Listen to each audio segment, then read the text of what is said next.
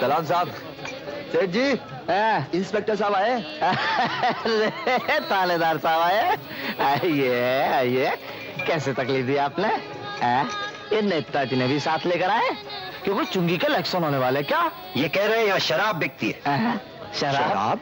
जी राम का नाम लो। चल बे, जी चल, दूध में पत्ती डाल के ला, गर्मा गर्म। अभी कहिए प्रोफेसर प्रभात।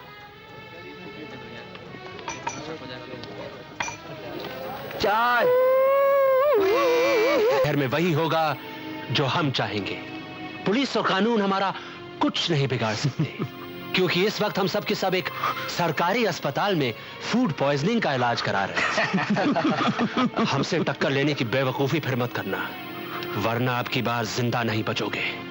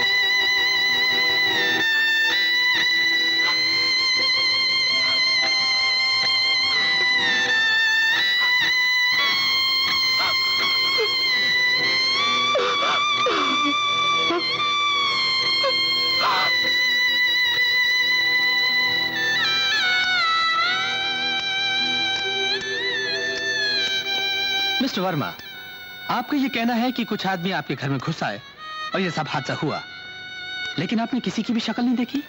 मैंने आपसे कहा ना, मैंने किसी की शक्ल नहीं देखी। उन्होंने अंदर आते ही मेरे सर पे कुछ मारा और मैं बेहोश हो गया।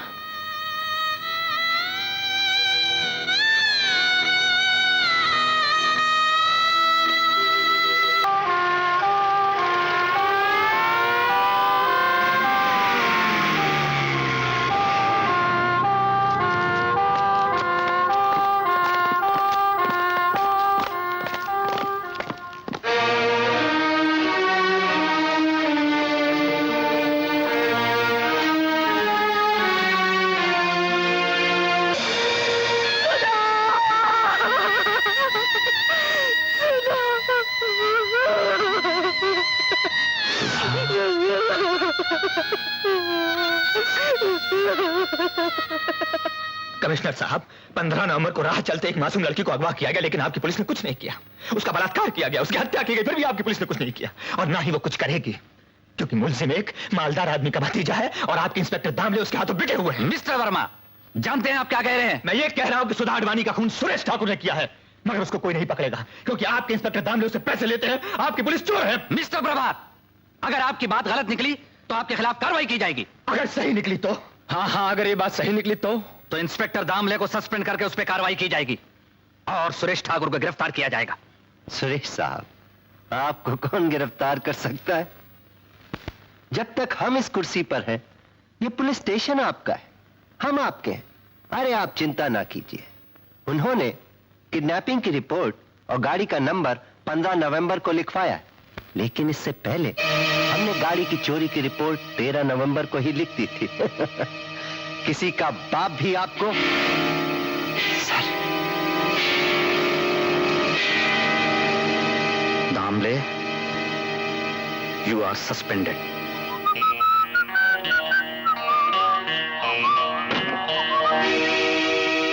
Mister Suresh Thakur, you are under arrest for the murder of Sudha Advani.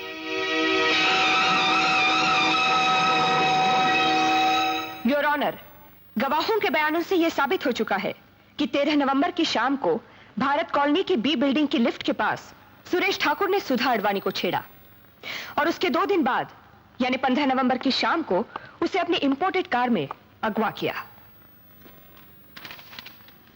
Postmortem की रिपोर्ट के अनुसार 15 नवंबर की शाम के 7 और 10 बजे के बीच सुधा अडवाणी का बलात्कार करके उसकी हत्या कर दी गई। लाश के नाखूनों में पाई गई जमी हुई खून की बूंदें और सर के बाल सुरेश ठाकुर के हैं, और इससे यह साफ जाहिर होता है कि सुरेश ठाकुर ने सुधा अडवाणी को किडनैप किया, उसका बलात्कार किया और उसका खून कर दिया। That's all your honour. Yes mister Dayal. Your honour, मैं मानता हूं कि सुधा अडवाणी को किडनैप किया गया, उसके साथ बलात्कार भी हुआ और उसका खून भी कर दिया गया, लेकिन इन तीनों में से एक भी काम मिस्टर सुरेश ठाकुर ने नहीं किया, क्योंकि 15 तारीख की शाम 5 बजे के बाद वो बंबई में थे ही नहीं। 15 नवंबर की शाम 5 बजे वो इंडियन एयरलाइंस की फ्लाइट 415 टिकट नंबर 679452 से दिल्ली चले गए थे। ये उस फ्लाइट के पैसेंजर्स की लिस्ट जिसमें मिस्टर सुरेश ठाकुर का नाम मौजूद है, और ये दिल्ली के उस होटल के बिल्स जहां वो उस रात ठहरे थे।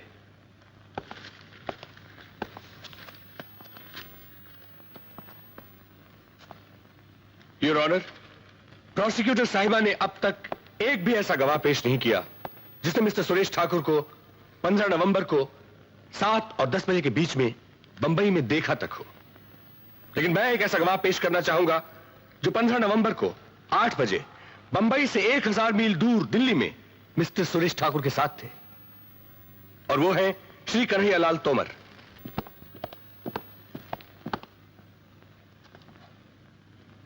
मैं जो कुछ कहूंगा सच कहूंगा, सच के सिवा कुछ नहीं कहूंगा। मैं झूठ बोलता ही नहीं। तोमर साहब, 15 नवंबर की शाम 8 बजे मिस्टर सुरेश ठाकुर के साथ आपकी कोई सरकारी अपॉइंटमेंट थी? जी हाँ थी। और उसी के लिए ये 15 नवंबर को शाम 5 बजे की फ्लाइट से बंबई से दिल्ली आए। मारे को क्या पता? आपको पता नहीं? मारे को कैसे पता चलेगा कि 15 तारीख को सुरेश ने हवाई जहाज लिया, या 14 को राजधानी से आया, या फिर 13 को सड़क गाड़ी से गया? लेकिन उनका आपके साथ अपॉइंटमेंट तो था ना? था। तो इस अपॉइंटमेंट के हिसाब से वो आपको दिल्ली में मिले? बिल्कुल मिले। कितने बजे? 8 बजे। तारीख क्या थी? यो कितनी बार पूछोगे भाई? बस एक बार और पूछो।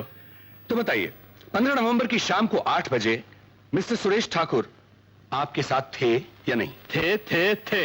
बस खुश। Thank you your honour. Your witness. Thank you.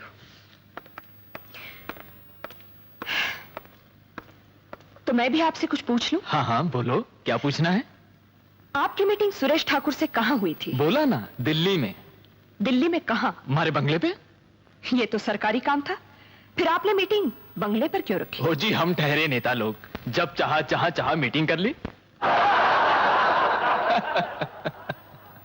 अगर आपसे मैं ये कहूं कि 15 नवंबर की शाम को सुरेश ठाकुर दिल्ली में थे ही नहीं, तो आप क्या कहेंगे? बोलिए। वो दिल्ली में था या नहीं इससे मैंने कोई मतलब नहीं, वो मने मिला बस। और मन ने जो एक बार बोल दिया वो बोल दिया। मैं हूं मंत्री, और मंत्री कभी झूठ नहीं बोला है।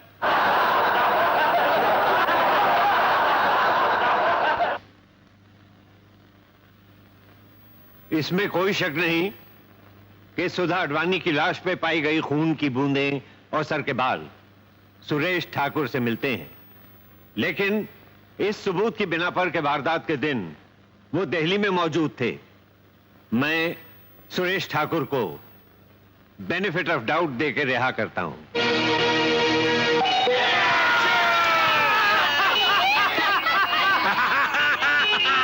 प्रभात, मैं तो सोच रहा हूं ये मकान छोड़कर बोरीवली में दूसरा मकान ले लूं। कैसी बातें कर रहे हो लालवानी? आज यहाँ हुआ है, कल वहां होगा, परसों पूरे शहर में होगा, फिर कहीं छुपने की जगह नहीं मिलेगी। लेकिन जो भाग्य में लिखा है वो तो होगा ही। कैसी बातें कर रहे हैं दुग्गल साहब? क्यों भाग्य को कोसते हैं? एक कुत्ता भी अपने भाग को नहीं कोसता, वो भी अपनी गली में शेर होता है। और आप भारत कॉलोनी के लोग तो कुत्ते से भी बदतर व्यवहार कर रहे हैं। और हम लोग कर भी क्या सकते हैं? शहीदों की मौत मर तो सकते हो, अरे धिक्कार है ऐसे जीने पर। चूड़ियां पहनकर मर्दों की तरह जियो, मौत का मुकाबला करो जाकर। अरे हम सब साथ हो तो ये मुट्ठी भर गुंडे हमारा कुछ नहीं बिगाड़ सकते।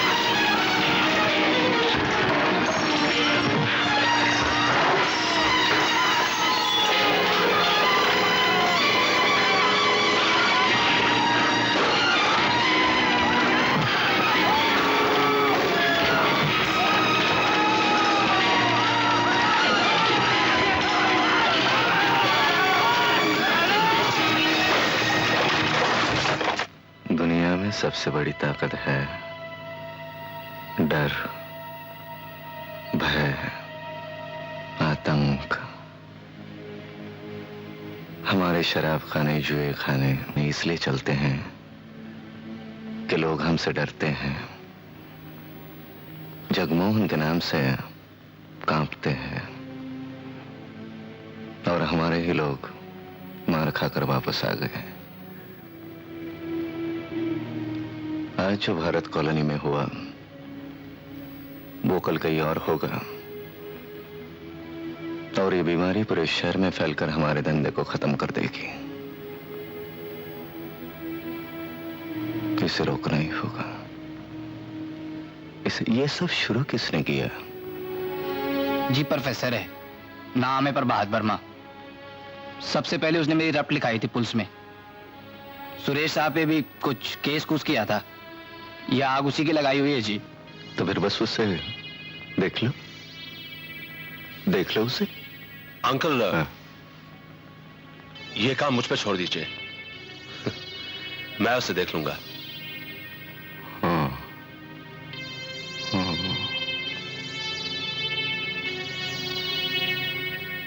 देखो सुरेश, लड़ाई में दुश्मन को जान से मारना जरूरी नहीं है, जरूरी है उसकी लड़ने की हिम्मत को मारना, उसे तोड़ देना,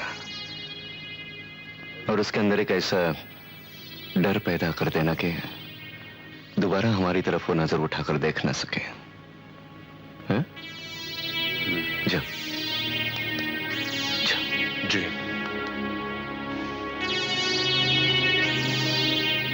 और सुनो, कुछ भी करना लेकिन करते हुए पकड़े मत जाना। गलती मैं सिर्फ एक बार माफ करता हूं।